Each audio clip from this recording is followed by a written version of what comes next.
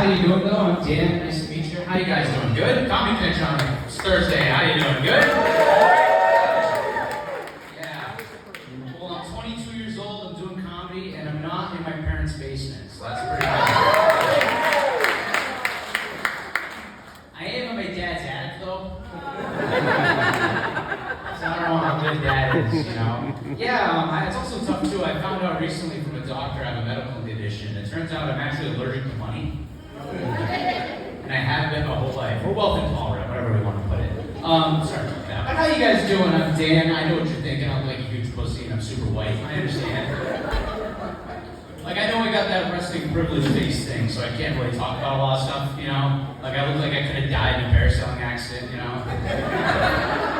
Me and Bryce that took me White Claws in Cancun and went on a ride. I get it. I've also been told like a congressman's kid, so that's right there. And then also Kennedy, which feels good, but I feel like I'm the one who shit his pants at the dinner table, got sent away. So that's how life's going for me though. But I've actually been going through a lot of jobs, contrary to how I look, you know, I've been going through a lot. I got fired from being a trivia host the other day, that was tough. Yeah.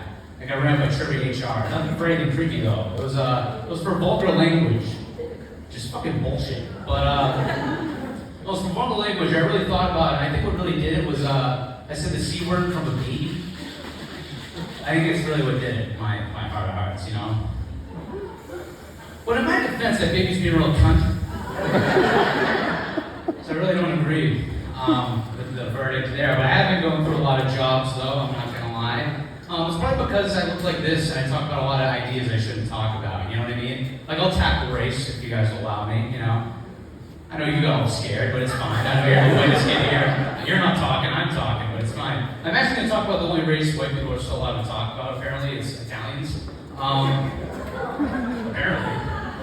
I've done my open mic research, but yeah, it's the only race you can still talk about. And my thing would just be like, it's a life hack if you cut an Italian off in traffic, because it's the easiest way to hear Hip Hop Hooray by Naughty by Nature. You know, you just hear, oh, hey, oh, and you're like, alright, I made a mistake, I'm sorry. I'll tackle feminism if you guys love me. Are you guys a fan of feminism here, anybody? What kind of ovation was that? Jesus Christ. It's like a whole crowd of John Grudens in here, what the hell? But yeah, I'm a fan of feminism. I feel like shit's a little, like, shit's obviously, like, not even, we need to fix that, you know, with the pay gap and whatever, but, like, I feel like there's certain stuff that's been there already that we forget about, you know? Like, I'm a science fiction fan, you know, and I feel like we forget the most badass ship, you know, is the mothership, you know? So everybody wants to go back to the mothership, right? Because nobody ever wants to go back to the fathership, you know? Because it usually just drops a load then leaves. I can't really say a lot about my fathership because he likes to like Keno and watch Celtics, so, you know. He did come tonight though, shout out my dad, he's in the back. Yeah. So I'm gonna talk about 9/11 if that's cool. Oh, well, and like I won't make it too weird, but I do a lot of music mics, and I feel like, you know, in music we feel like, you know, it just describes a generation, you know what I mean? Like in the 60s, like it was the Beatles that made the 60s, you know? I you know, based on how I look, I was born in like the early 2000s, so like, what do you guys think would define the early 2000s? You got any suggestions, anybody? Anybody here? What's the song? Alright, fuck you then. Chumbawamba. It's gonna be Mambo number 5 by Lou Bega for me, to be honest. Yeah. Which is unfortunate, because 9/11 did happen in 2001. And somebody might have been listening to Mambo number 5 in the South Tower. That's tough. Because you can't have a little more Rita is all I need. And then, yeah.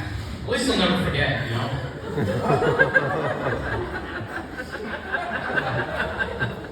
They say when in Rome, do as the Romans do, right? Like, what do you mean, like fuck kids and kill Jesus? Alright, I'll end it on this one. And my mom hates this joke, so I have to tell it. They say life's disappointing, you know? But I feel like the first house disappointment is when you go to the ice cream man. And not in the fucked up way, it's like when you go get the SpongeBob pop, you know what I mean? Right? That shit looks perfect on the truck. The only thing is you buy it, you open him up, and he just looks absolutely all fucked up, you know? Like he looks like he's begging for change on Mass Ave. Or or any straight boom socket.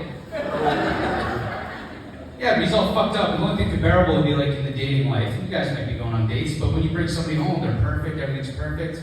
You know, get a little excited, take off their pants, and full push.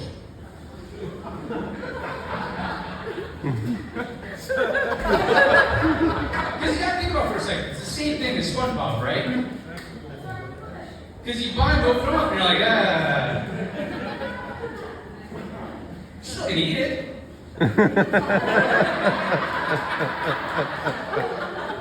Well, you already paid for it, not gonna let it melt down your hand. Alright, see you guys, bye.